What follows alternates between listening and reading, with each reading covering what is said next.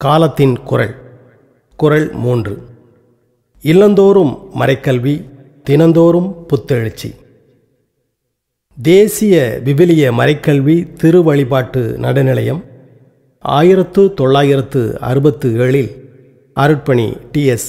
அமலோற்பவதாஸ் அடிகளாரின் சீரிய பணியில் உருவாக்கப்பட்டது. அவருடைய அயராத உழைப்பின் பயனாக இந்தியாவில் மறைக்கல்வியில் மறுமலர்ச்சி பணிகள் உத்வேகத்துடன் நடைபெற்றன. தேசிய நடுநிலையம் ஆற்றிய பணிகள். இந்திய ஆயர்களுடன் தொடர்பு கொண்டு ஒவ்வொரு மறைமாவட்டத்திலும் மறைக்கல்வி இயக்குநரை நியமிக்க ஆவண செய்தது. மறைமாவட்டங்களை மொழிவாரியாக பிரித்து மண்டலங்களில் நடுநிலையங்கள் உருவாக வழிவகுத்தது. நாட்டிலுள்ள எல்லா குருத்துவ கல்லூரிகள், வேதியர் பயிற்சி பள்ளிகள், துறவர சபையினரின் பயிற்சி தளங்கள் ஆகியவைகளில் மறைக்கல்வி கற்பிக்கும் பேராசிரியர்களுடன் தொடர்பு கொண்டது. அருட்பணியாளர்கள், துறவிகள், பொதுநிலையினர் ஆகியோருக்கு மறைக்கல்வியில் குறுகிய கால, நீண்டகால பயிற்சிகள் அளிக்க ஏற்பாடு செய்தது. கருத்தரங்கு குழு ஒன்றை அமைத்து இந்தியா முழுவதும் சென்று மறைமாவட்ட அளவில் கருத்தரங்குகள் நடத்தப்பட்டது. வார்த்தையும் வழிபாடும் வேர்ட் அண்ட் வொர்ஷிப் என்னும் மாத இதழை தேசிய நடுநிலையம் வெளியிட்டது. மறைக்கல்வி பாடங்கள், வண்ண ஓவியங்கள், நிழல் பட காட்சிகள், சன்னல்கள், கதவுகள், கிராதிகள் இவற்றில் இந்திய கலை வடிவில் சித்திரங்கள் போன்ற பல்வேறு சாதனங்கள் வழியாக விவிலிய பின்னணியை விளக்கி கூறும் முறைகள் பயன்படுத்தப்பட்டன. அனைத்திந்திய மறைக்கல்வி மாநாடுகளை கூட்டி மறைக்கல்வி பணியில் மறுமலர்ச்சியை கொண்டு வந்தது. இரண்டாம் வத்திக்கான் சங்க ஒளியில் இந்தியா முழுவதும் மறைக்கல்வி வழியாக மக்களுடைய நம்பிக்கையை ஆழப்படுத்தி கிறித்தவ நம்பிக்கையின் மீது அமைந்த வாழ்வை புதுப்பிக்க வழிகாட்டியது. கடவுள் நம்மோடு என்ற நூல் வரிசை அருட்பணி டி.எஸ். அமலோற்பவதாஸ் அவர்களும் அவரோடு உடன் உழைத்தவர்களும் மறைக்கல்வியில் மறுமலர்ச்சியை கொண்டுவர தயாரித்தவையே. 1971 மறைக்கல்வியில் பயிற்சியும் திறமையும் அனுபவமும் உள்ள பலர் தேசிய நடுநிலையத்தில் ஒரு குழுவாக இணைந்து 1 முதல் 7 வகுப்புகளுக்கான, அதாவது 6 வயது முதல் 12 வயது வரை உள்ள மாணவர்களுக்கு பாடத்திட்டத்தை வகுத்தனர். முதலில் ஆசிரியர்களுக்கான வழிகாட்டு நூல்களை தயாரித்தனர். பாடங்கள் அனைத்தும் மனித வாழ்க்கை அனுபவம், அறிவியல் இவற்றிற்கு ஒத்த முறையில் எழுதப்பட்டன. ஒவ்வொரு வழிகாட்டு நூலின் முதற் பகுதியிலும் மறைக்கல்வி பற்றிய விளக்கம் தரப்பட்டுள்ளது. ஆங்கிலத்தில் தயாரான இந்த ஆசிரியர் துணை நூல்களின் பிரதிகள் 1972 இந்திய நாட்டிலுள்ள மறைமாவட்ட ஆயர்கள், மறைமாவட்ட மறைக்கல்வி இயக்குநர்கள், மண்டல நடுநிலைய இயக்குநர்கள், தேசிய ஆணைக்குழுவின் ஆலோசகர்கள், மறைக்கல்வி பேராசிரியர்கள் முதலியோரின் பரிசீலனைக்கு அனுப்பப்பட்டன. அவர்களின் பரிந்துரைக்கேற்ப திருத்தி அமைக்கப்பட்டு அச்சிடப்பட்டன. பயன்படுத்தும் முறையும் விளக்கப்பட்டது. இந்த ஆசிரியர் வழிகாட்டு நூல்கள் இந்தியாவிலும் இலங்கை, மலேசியா, சிங்கப்பூரிலும் கூட மாபெரும் வரவேற்பும் பாராட்டும் பெற்றன. பல்வேறு மண்டலங்களும் மறைமாவட்டங்களும் இந்த ஆசிரியர் துணை நூல்களை கருத்தூன்றி படித்தன. நம் மாணவர்களுக்கு ஏற்ப அவரவர் தாய்மொழியில் மண்வாசனைக்கேற்ப பண்பாட்டு கலாச்சார அடிப்படையில் மறைக்கல்வி பாடநூல்களை தயாரிக்கும் பெரும்பணியில் இறங்கின. 1973 43 மறைமாவட்டங்கள் கடவுள் நம்மோடு என்ற புதிய பாடத்திட்டத்தை பின்பற்றின. 22 மறைமாவட்டங்களில் மாநில மொழிகளில் தயாரிக்கப்பட்ட புதிய பாடநூல்கள் பயன்படுத்தப்பட்டன. இளைஞர் மறைக்கல்வி நூல்கள் 1972 இளைஞர்களுக்கான மறைக்கல்வி ஆசிரியர்களுக்கான வழிகாட்டு நூல்களை ஒரு குழுவினரும், இன்னொரு குழுவினர் 1976 முதல் 78 கல்லூரி மாணவர்களுக்கான ஆசிரியர் கையேடுகளையும் தயாரித்தனர்.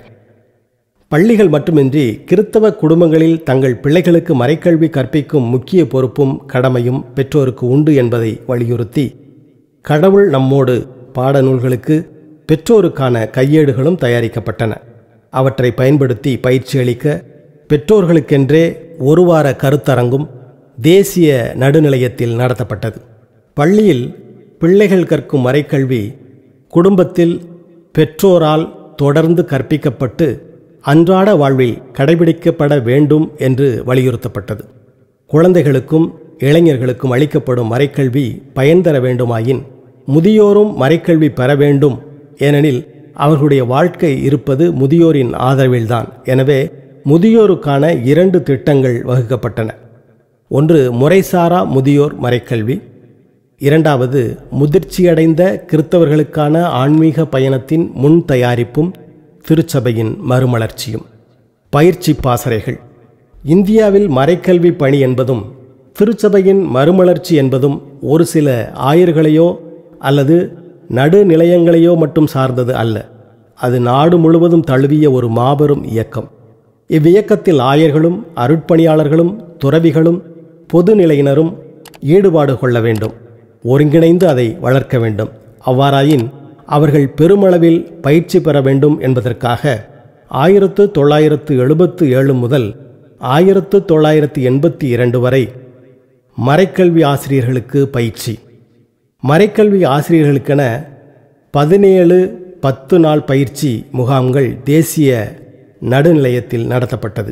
இப்பயிற்சி முகாம்களில் 594 அருட்பணியாளர்கள், 427 ஆண் துறவிகள், 1371 பெண் துறவிகள், 676 பொதுநிலையினர் ஆக மொத்தம் 3068 பேர் பயிற்சி பெற்றனர். ஆழப்படுத்தும் பயிற்சி முகாம்கள். பங்கேற்போர் தங்களையே புதுப்பித்து கொண்டு திரு அவையையும் புதுப்பிக்க பயிற்சி பெறும் வகையில் ஒவ்வொன்றும் 4 மாதங்கள் கொண்ட 11 ஆழப்படுத்தும் பயிற்சி முகாம்கள் தேசிய நடுநிலையத்தில் நடத்தப்பட்டன. இவற்றில் 285 அருட்பணியாளர்கள், 50 ஆண் துறவிகள், 333 பெண் துறவிகள், 34 பொதுநிலையினர் ஆக மொத்தம் 702 பேர்கள் பயிற்சி பெற்றனர். கருத்தரங்குகள். அருட்பணி TS அமலோற்பவதாஸ் தலைமையில் ஒரு குழு பல்வேறு மறைமாவட்டங்களுக்கும் சென்று மறைக்கல்விக்கான கருத்தரங்குகளை நடத்தியது. மறைக்கல்வி மாநாடுகள். இந்திய திரு அவையின் வரலாற்றிலேயே முதல் தேசிய மறைக்கல்வி மாநாட்டை கூட்டியவர் அருட்பணி TS அமலோற்பவதாஸ் அடிகள்தான். அவர் தேசிய நடுநிலையத்தின் இயக்குநராக இருந்த 15 ஆண்டுகளில் மொத்தம் 6 தேசிய மாநாடுகளை கூட்டினார். இம்மாநாடுகளில் நாடு தழுவிய மறைக்கல்வி பணிகளை சீர்தூக்கி பார்க்கச் செய்தார், நெறிப்படுத்தினார், புதிய வழிகளை காட்டினார், திட்டங்கள் தீட்டினார். அவைகள் செயல் வடிவம் பெற ஆவண செய்தார்.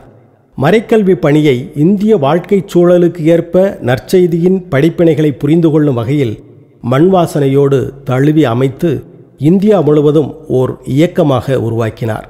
இந்திய ஆயர் பேரவைக்கும் உரோமை மறைக்கல்வி பேராயத்திற்கும் ஆலோசனைகளும் பரிந்துரைகளும் வழங்கினார்.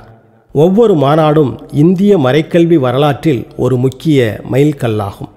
இவ்வாறு மறைக்கல்வி மறுமலர்ச்சி பணி நாடு தழுவிய இயக்கமாக புத்தெழுச்சி பெற்றது. காலப்போக்கில் மறைக்கல்விக்கான மறுமலர்ச்சி பணி சரியான முறையில் தொடர்ந்து நடைபெறாத காரணத்தினால் தேசிய நடுநிலையம் ஏற்றி வைத்த அந்த தீபம் இன்று ஆடி மாத காற்றில் அல்லாடும் விளக்காக இருக்கின்றது. இந்திய திரு அவைக்கு வழிகாட்டும் ஒளியாக விளங்கும் தேசிய நடுநிலையம் 2ஆம் வத்திக்கான் சங்க படிப்பினைகளின் ஒளியில் ஆயிரக்கணக்கான பேர்களை மறைக்கல்வி மறுமலர்ச்சி பணிக்காக உருவாக்கியது.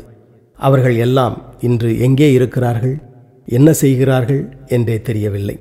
இந்த சூழ்நிலையில் மறைக்கல்வி பணியை எவ்வாறு இன்று தொடர்வது, எப்படி தொடர்வது என்று சிந்திப்பது நமது கடமையல்லவா? நன்றி, வணக்கம்.